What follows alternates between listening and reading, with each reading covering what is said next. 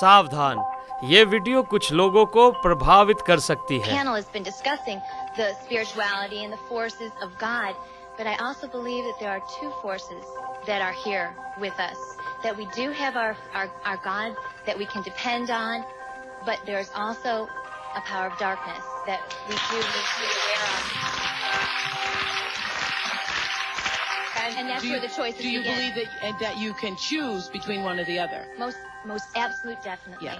Now, Marianne Williamson says in her book, Return to Love, that we're always walking in the direction of one or the other, that all of your actions in life, either you're moving toward the darkness or you're moving toward the light. That's right. She calls it fear and love. There's this wonderful book called Ishmael by Daniel Quinn, which is, anyway, it's a gorilla talking, but anyway, it talks about one of the points it brings out is one of the mistakes that human beings make is believing that there is only one way to live. That's and right. that we don't accept that there are diverse ways of being in the world, that there are millions of ways to be a Then human how do we being. please God? And many ways, but many paths to what you call God. That and is her path pleasing. might be something else, and when she gets there, she might call it the light.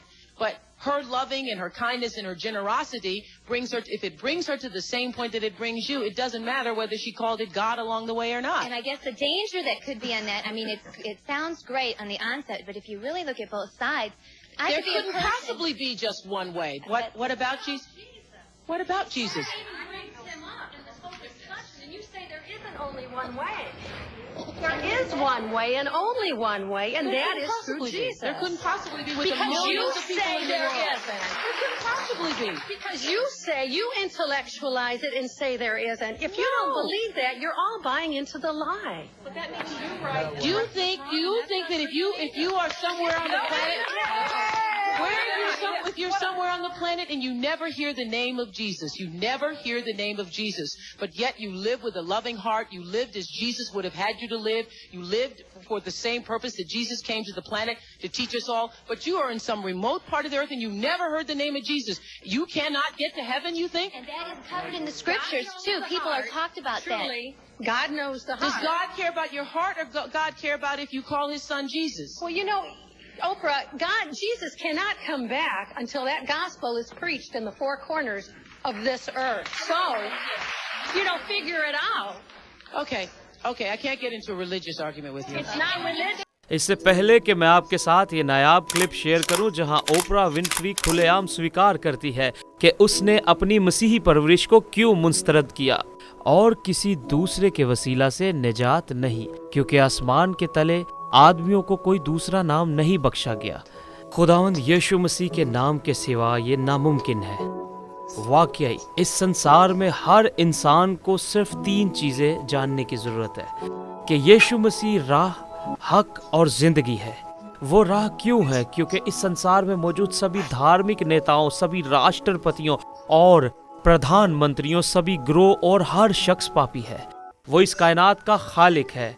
हम उस महान प्रभु के बारे में बात कर रहे हैं जिसने जिल्द, गोश्त और हड्डियों को इख्तियार किया।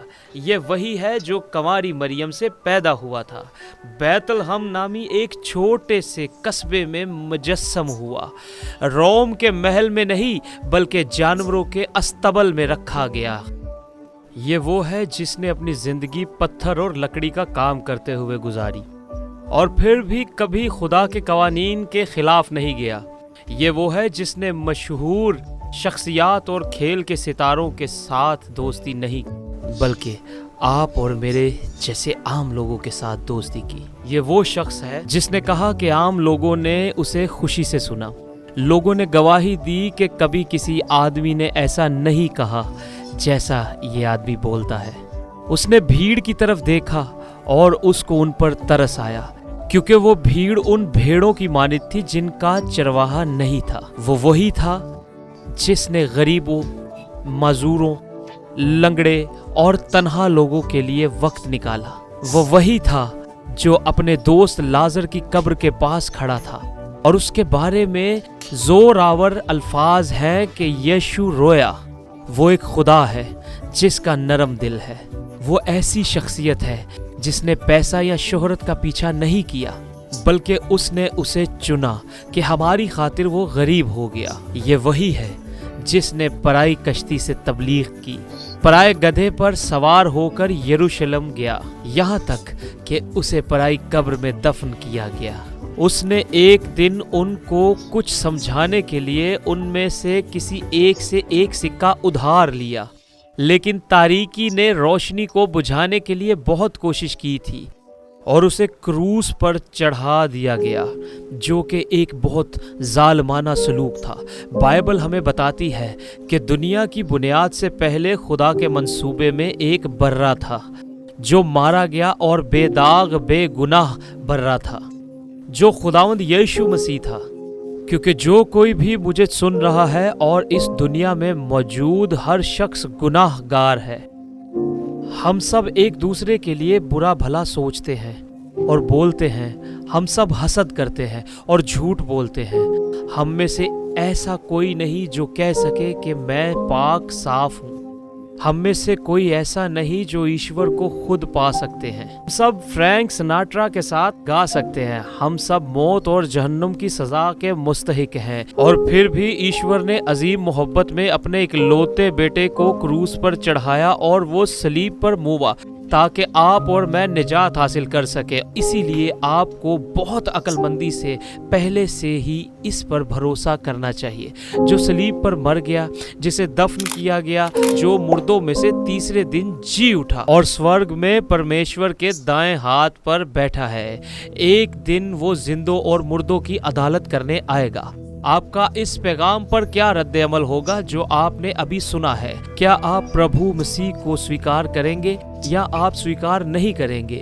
स्वर्ग का वाहिद रास्ता उसी के जरिए है, लेकिन लोग जानना चाहते हैं कि क्यों ओपरा ने मसीही परवरिश को कार किया। ठीक है, मैं आपको ओपरा के मौजू पर वापस जाने से पहले सिर्फ एक सबूत पेश करना चाहता हूँ, और वो ये है, अगर आपको यकीन नहीं कि मसीहत सच है, जिंदगी है, जब यीशु मसीह अपनी निजात हमें देता है तो अबदी जिंदगी, रास्तबाजी और वो सच्चाई हमारी जिंदगी में आ जाती है। ये हमें बतौर तोहफा दिया गया है। लिहाजा आप ईमानदार सच्चे मसीहियों को देखने की तवक्को करेंगे।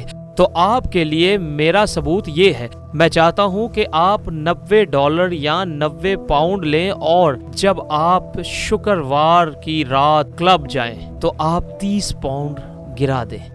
और मैं चाहता हूं कि आप इस नाइट क्लब में मजीद 30 पाउंड डालें जिसमें आप शनिवार की रात जाते हैं। और अब आखिर में चाहता हूं कि आप आखिरी 30 पाउंड भी वहां छोड़ दें, और जहां आप रविवार की रात जाते हैं, और फिर मैं यही तजुर्बा करूंगा जहां मैं शुक्रवार, शनिवार और रविवार की रात इबादत करने जाता हूं। मैं अपने पाउंड छोड़ने वाला हूँ। फिर सोमवार की सुबह को आपके ख्याल में कौन ज्यादा अमीर होगा, आप या मैं? मुझे यकीन है कि आप सब इस सवाल का जवाब जानते हैं। It's really opened my eyes up to a new way of thinking, a new form of spirituality that doesn't always align with the teachings of Christianity. So my question is to you, Oprah, how have you reconciled these spiritual teachings with your Christian beliefs? I've reconciled it because I was able to open my mind about the absolute indescribable hugeness of that which we call God. I took God out of the box because I grew up in the Baptist church, and there were, rules and, belief systems and doctrine. And I happened to be sitting in church in my late 20s, and I was going to this church where you had to get there at, 8 o'clock in the morning, or you couldn't get a seat, and a very charismatic minister, and everybody was just, into the sermon. And this great minister was preaching about how great God was and how omniscient and omnipresent, and God is everything. And then he said, and the Lord thy God is a jealous God. And I was, caught up in the rapture of that moment until he said jealous. And something struck me. And I was like, I think about 27 or 28. I was thinking, God is all, God is omnipresent, God is all, and God's also jealous. God is jealous of me.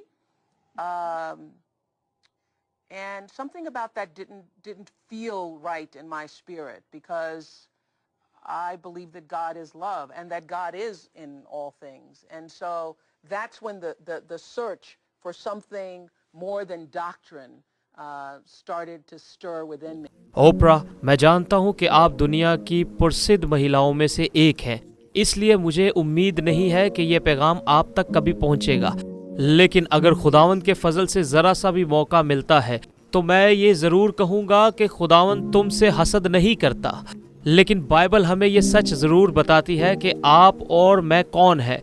Bible हमें खाक और राख के तौर पर हवाला देती है और कुछ जगहों पर हमें कीड़े मकोड़े कहा गया है। तो फिर क्यों ये अजीम बड़ा खुदा हम जैसे कीड़े मकोड़ों और खाक से गैरत करने लगा? ऐसा बिल्कुल नहीं है ओपरा।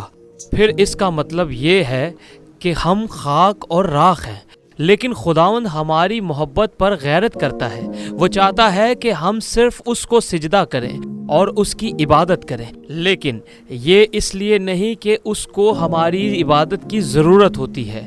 खुदा अपनी ज़ात में खुश है, वो हर वक्त मुतमईन है, लेकिन वो चाहता है कि हम उसकी इबादत करें, क्योंकि खुदा जानता है कि इंसान की रूह को उससे और उसकी भलाई से ज़्यादा कोई चीज़ मुतमिन नहीं कर सकती।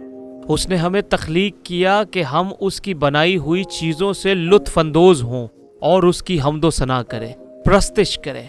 मैं आपको बताना चाहता हूँ कि अगर कोई शख्स अपनी ज़िंदगी का एक लंबा अरसा सिर्फ अपने लिए जीता है और फिर मसीह को कबूल कर लेता है, मैं आपको बताना चाहता हूँ कि उससे ज़्यादा तसल्ली बख्श कुछ नहीं है। जिंदा आसमानी बाप को जानना और खुदा के साथ गहरा ताल्लुक़ कायम करना।